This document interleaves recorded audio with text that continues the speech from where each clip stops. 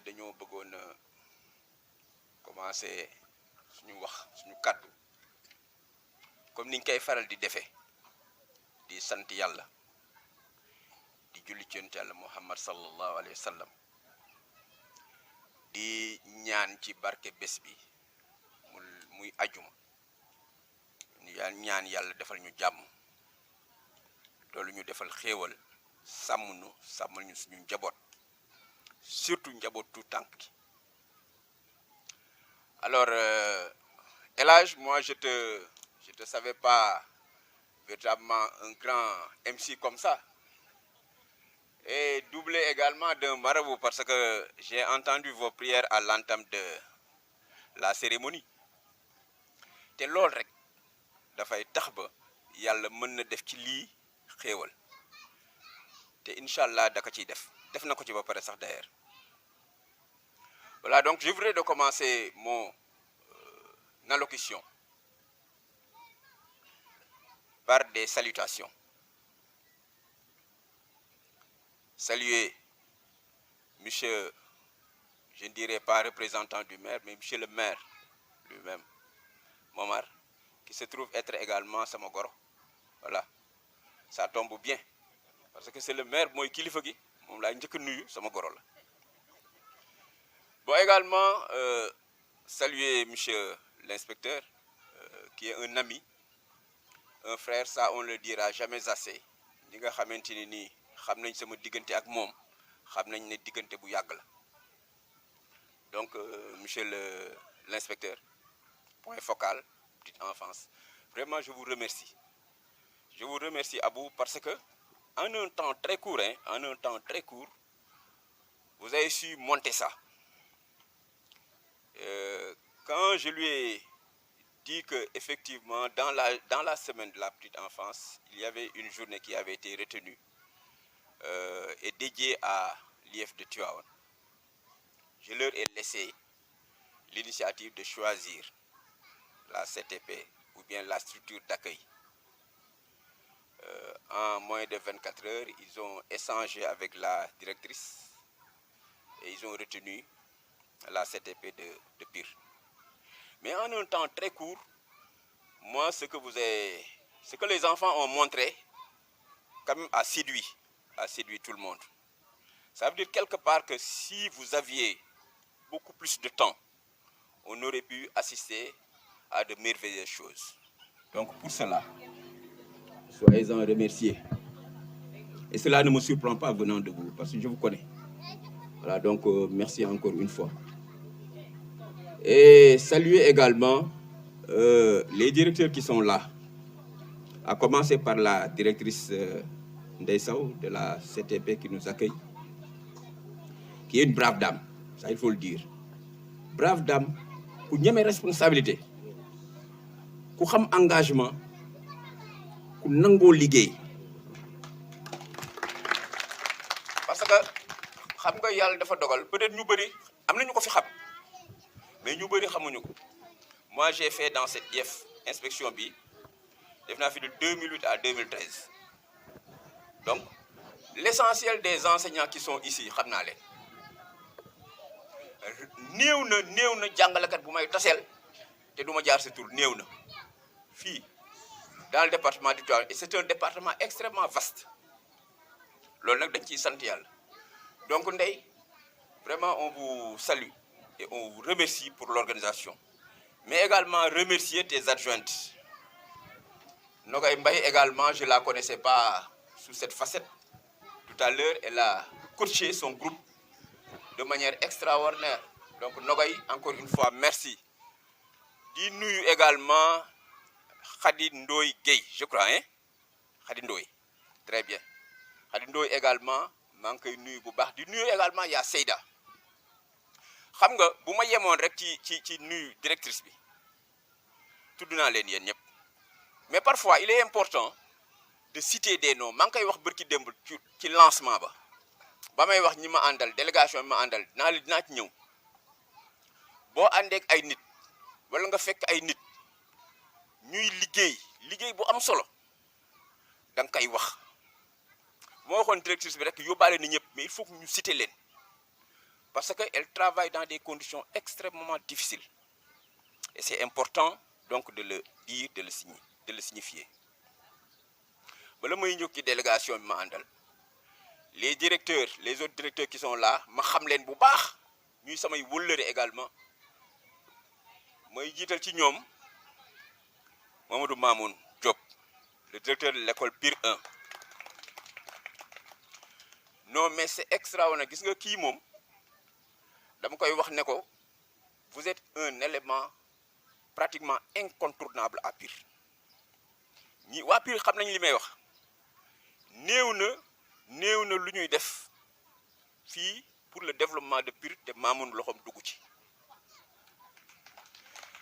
te le plus important il le fait avec beaucoup de discrétion li muy def lu ci ëpp bëggul nit ñi xam ko mais on sait gis nga booy def lu baax même boo ko waxul ñi ngi koy defal ñoo koy wax la dernière fois maa ngi doon joxe une anecdote ma ne yàlla na yéex parce que dañuy wax ne kullu nafsin zaa'iqatul mawt kuy dund rek di nga wàcc mais may wax ma ni yàlla na yéex mais bis buñ ca tollee pour moom bis nga yóbboo fële ci jàkka jumaa ji tëral ko jumaa ji du ne kii mooy kan ndax li muy def jëmale ko ci wàllu jàkka ak wàllu jumaa ak œuvre sociale yi muy def on est au courant donc pour cela duñu la sax encouragé dañ lay ñaanal yàlla yokk sa fan yokk sa wér c'est important gis nga nit buy def lu baax daje yu mel nii da nga koy wax mu fés et li ma wax ci moom également je vais le dire pour Mampaté ñoom baax nañ loolu seen sant yi rek moo leen xaw a yàq quoi ñoom ñaar ñëpp ay njóobeen lañu Mampaté également kii wax na ko El Hadj wax na ko fu mu nekk il laisse son empreinte il a été directeur à Khandan man fekk naa ko Khandan commission d'examen laa fa demoon mais boo demee waxuma la dara sax mais l'organisation de l'école parce que une école dam la koy wax boo nee cëpp rek une école est à l'image de son directeur boo ñëwee xool école bi rek à peu près tu as une idée de celui qui dirige mais boo nee cëpp ci école am rek da ngay xam ne kii y a une empreinte te empreinte boobu moom la yóbbaale woon fële Meewaan moom fa bàyyi te actuellement à l'école 2 c'est le même travail qu'il est en train de faire et lui c'est un acteur de développement Mampaté donc encore une fois merci il y a également l'autre Amdi Ndoye xam nga mooy li ma doon wax léegi rek fii j'ai la chance de connaître tous les directeurs presque tous les enseignants et la particularité de Pire mooy vous avez de bons directeurs awu xam na li may wax même IEF xam na li may wax vous avez d'excellents directeurs mais aussi de très bons enseignants très engagés donc Amdi encore une fois yow ak sa jàngalekat yi nga àndal maa ngi leen di remercier bu baax di leen nuyu Cheikh Gueye je l'avais aperçu au début je sais pas ndax dafa demam déet Cheikh il est là voilà Cheikh Gueye l'autre directeur de école 5 moom aussi maa ngi koy nuyu wàlle di ko sant bu baax mais également di nuyu waa Sonaget yi vraiment yéen dinaa ñëw ci yéen après Bira wax na ko léegi Mampaté wax na ko vous faites un travail extraordinaire machallah je reviendrai à vous alors ngeen may ma nag ma wax ñi nga xamante ni ñoom laa àndal parce que aussi keroog bi ñuy lancé la semaine fële à Malicounda fàttewuma ko à Malicounda dañu ñëw ndeysaan affaire bi xumb lool le maître de cérémonie daal di wax ne coordonnateur ñëw na ànd na ak une importante délégation ainsi de suite wax mais dama leen di wax ñoom ne lu ñuy organiser bu réussir c'est pas moi c'est eux ñoom la parce que semaine bi yëpp pratiquement ñoom ñoo ko piloté quoi waaw ñoom ñoo piloté lépp donc ñi ma àndal kii ci la bokk muy Fatimata Anne il y a également Khady Bassine ñing il y a Pape Mafal il est de quel côté Pape Mafal Gueye ma nga nële ci ginnaaw il y a également Ousmane Ciss Ousmane est là il y a Madame Kane Yacine Diop il y a également le chauffeur kenn du ko fàtte parce que moom bu kiiwul et enfin il y a Pape Siré et à côté d'elle, à côté de lui il y a madame Diop Khadiba. Donc ñooñu mënuñu leen woon bañ a tudd parce que boo ànd ak ay nit da ngay wax ñi nga àndal ñooy ñan. Je pense que je n'ai oublié personne. Devant tout le monde, je vous remercie encore une fois parce que semaine bu bu melee nii en grande partie c'est vous man defuma ci dara. Et remercier également le CODEPE de Tivaouane. waxoon naa ko ci cérémonie de lancement bi vous Moustapha mention spéciale yéen fu ngeen dem rek da ngeen di marquer cette empreinte et ça aussi c'est important xam nga ñun bu ñuy coordonner lu waay def même si nous sommes dans nos bureaux lu waay def rek xam nañ ko donc véritablement on vous encourage et on vous exhorte à continuer ainsi.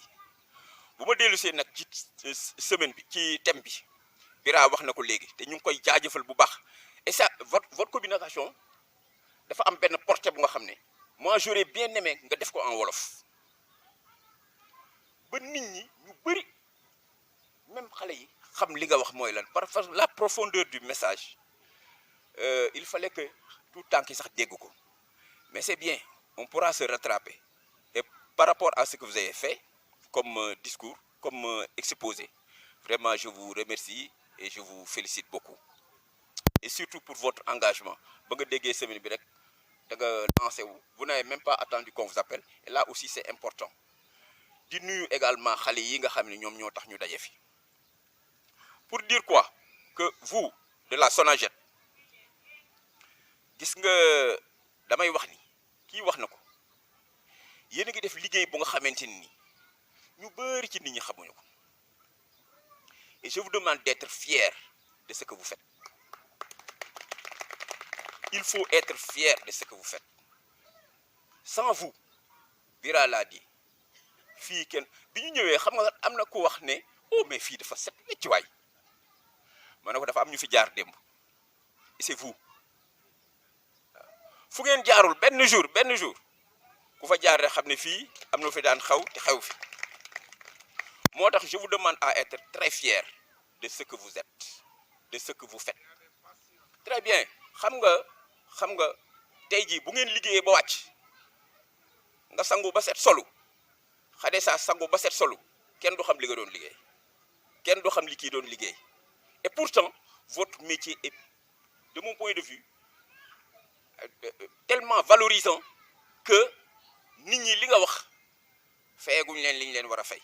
Mais il faut de la patience dina ñëw gis nga dal ak patience loo ko dugal rek mu baax nit warul yàkkamti et par ricochet souvent aujourd'hui les Sénégalais ils disent mais tiens les autorités dañoo yéex nangam mais ñii elles viennent d'arriver nit dafa war a teey mu dal xaar xam ba xam.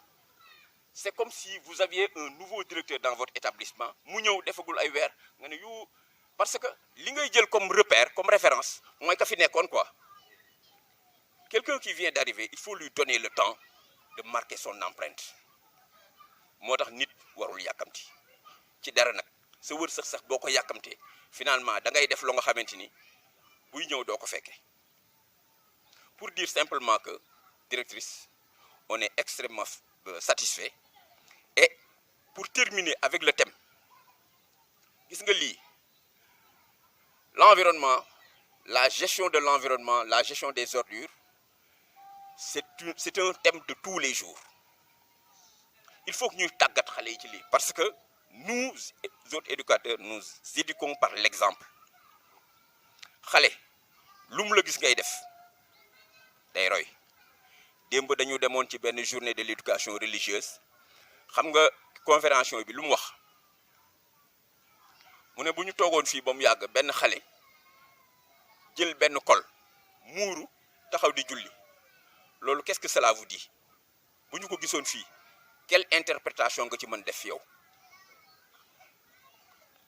mais tout de suite da ngay wax ne kii ay waajuram dañuy julli parce que li mu gis ci kër gi loolu lay copier. Directeurs yi xam nañ li may wax jàngalekat yi xam nañ ko xale boo gis muy saaga ay waajuram dañuy saaga maa la ko wax. donc li nga bëgg xale bi mel ni ëllëg loolu ngay def ni ngay waxe da nga koy sàmm col gi da nga koy sàmm ni ngay doxe da nga koy sàmm cet gi la propreté faut être constamment propre. xale bi aussi gis ne ah sama yaay kat ku set la sama papa ku set la moom aussi il prend soin de sa propre personne, de la maison, de la chambre, ainsi de suite, ainsi de suite.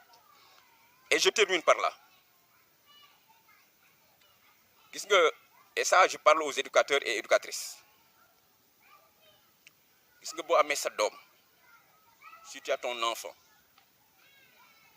mu gis ñii li ñuy liggéey setal bi nga dem marché par exemple bala ngay ñëw mu ne xaaral ma baleel sama yaay fompal ko fii feebareel ko muy def loolu par mégarde mu toj benn verre. Tu reviens, bon, une impulsive comme mon épouse mën na ñëw rek toj nopp bi ku la def loo lii kan moo la liggéeyloo ainsi de suite. Non, il faut pas avoir cette réaction. waaw ku doon def lii mu ne yaay def la koy sax rek la wax nga ne ku doon kii lii mu ne man yaay maa ko toj na nga doon waaye sama caat bi xam naa da nga maa bëggoon a setal rek da nga maa bëggoon defaral mais lii du dara na nga xam nga gérer situation boobu ne ko prochainement booy def nii ak nii ngay def. bu ëllëgee xam nga encouragé nga ko yàq na mais encouragé nga mais parce que on apprend de ses erreurs prochainement bu ñëwee dafay éviter dafay def ndànk ba loola du ko yàq. Et de la même façon, ça il faut le faire avec ses petits. La pédagogie de l'erreur. Il faut éduquer par l'exemple, éduquer également par l'erreur. L'erreur aujourd'hui n'est plus à sanctionner, c'est un outil pédagogique qu'il faut utiliser pour permettre à l'enfant d'apprendre, de mieux apprendre. Bu ko defee daal ñu ngi leen di sant bu baax a baax Abou Diallo, je vous exprime en tout cas toute ma satisfaction. Véritablement parce que lii, comme je l'ai dit à l'entame, bu egsee fii mel nii yow tu en es le maître d'œuvre nga jaarale ko ci soxna su baax si ak équipe pédagogique am ak toute la communauté de Pire et bien entendu ak monsieur le maire parce que xam naa ne seen loxo génn ci. bu ko defee daal ñu ngi leen di sant bu baax di leen gërëm di leen dollee ñaanal nag fa ma commencé woon foofu laay tëjee ci barke àjjuma ji lépp lu nga xam ne nit indi na ko fi comme soxla yàlla na ko yàlla saafara ku fi indi tawat également tawat yàlla na ko yàlla saafara parce que dafa baax nag ndaje yu mel nii je l'ai dit avant-hier que nit ñi di ñaan comme nañu commencé woon au début bu ñuy tëj ñu ñaan parce que bu yàlla nangulee kenn kese nangul na ñëpp te léegi ñi tawat bari na nit day dox sax yaakaar ne dara jotu ko fekk na bu saytoo boppam mi ngi ak jàngoro ju nga xamante ni bu kiiwul deful ndànk rek ça peut lui être fatal. waaw bu ko defee ñun ñëpp yàlla ñu yàlla dollee sàmm defal ñu tawféex wasalaamu aleykum wa rahmatullah.